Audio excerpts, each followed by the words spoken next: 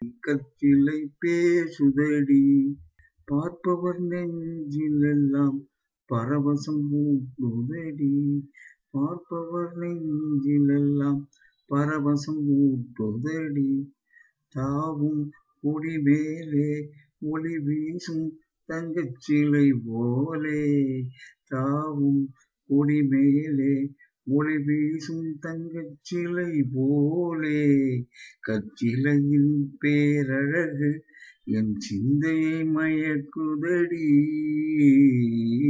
கற்சிலை Pesuthadi, Michael ஆஞ்சலோவின் கற்சிலை Pesuthadi, கற்சிலை Pesuthadi, அதை கண்டு என் உள்ளம் மயங்குதடி, கற்சிலை பேசுதடி, பார்ப்பவர் நெஞ்சிலெல்லாம் பரவசம் ஊட்டுதடி, பார்ப்பவர் நெஞ்சிலெல்லாம் பரவசம் ஊட்டுதடி, பார்ப்பவர் நெஞ்சிலெல்லாம் பரவசம் ஊட்டுதடி, மைக்கேல் ஆஞ்சலோவின் கற்சிலை பேசுதடி.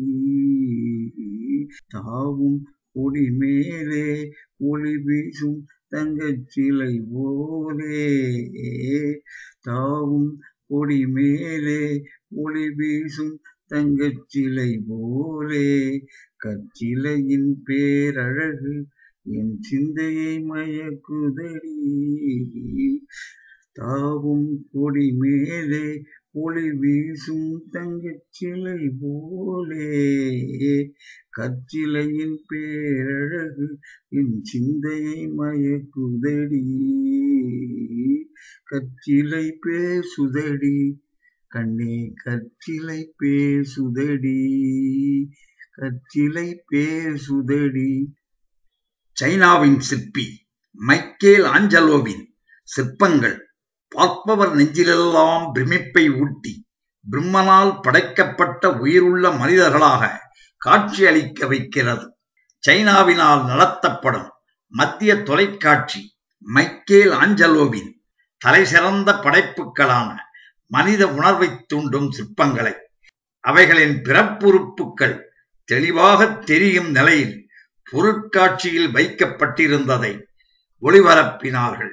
சைனாவில் பீஜிங் நகரில் கடந்த திங்களன்று 9/7/2012 அன்று நடைபெற்ற கலை விழாவில் இந்த சிலைகளின் கண்காட்சி நடைபெற்றது. அங்கு வந்த பார்வையாளர்களுக்கு இந்த உயிருள்ள சிலைகள் பார்வைக்கு வைக்கப்பட்டிருந்தன.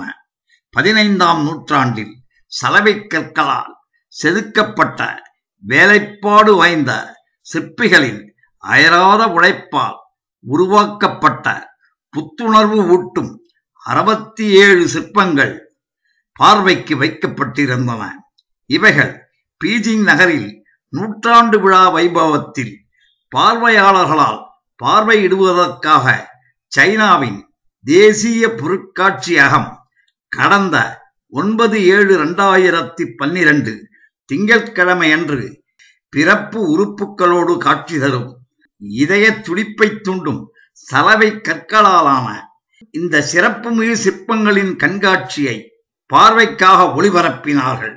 சைனாவின் தேசிய மத்திய தொலைக்காட்சியின் முடிவுப்படி 17 அடி உயரம் உள்ள சைனாவின் தலைசிறந்த சிற்பியால் உருவாக்கப்பட்ட சிற்பம் புளோரன்ஸ் காட்சியகத்தில் இருந்து பீஜிங் நகருக்கு கொண்டு வரப்பட்டது.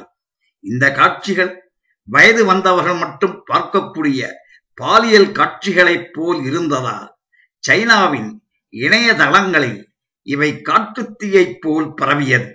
இதை அறிந்த சைனாவின் மத்திய பொருட்காட்சி அதிகாரிகள் இந்த இதய உணர்வை தூண்டும் சிறப்பான சிற்பங்களின் காட்சிகளை திங்கள் மாலையே நிறுத்திவிட்டார்கள்.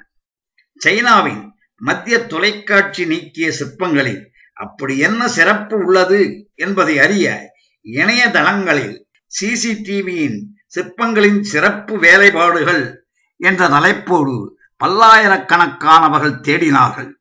கல்லிலே கலைவண்ணம் கண்டான் சிற்பக் கலைஞன் மைக்கேல் ஆஞ்சலோ. கலைக்கண்களோடு சிற்பங்களை பார்ப்பதில் எந்த தவறுமே கிடையாது. சிற்பிகளின் திறமையைக் கண்டு பாராட்டி மகிழ வேண்டியதுதான் உண்மையான ரசிகனின் கடமை. மைக்கேல் ஆஞ்சலோவின் சிற்பங்கள் சாகா வரம் பெற்றவை. கல்லிலே கலைவண்ணம் கண்ட சிற்பியின் திறமையை நாமும் பாராட்டுவோம். மைக்கேல் ஆஞ்சலோவின் கைவண்ணத்தில் உருவான ஒரு சில சிற்பங்களை நீங்களும் என் வீடியோ மூலம் காணலாம். நன்றி, வணக்கம்.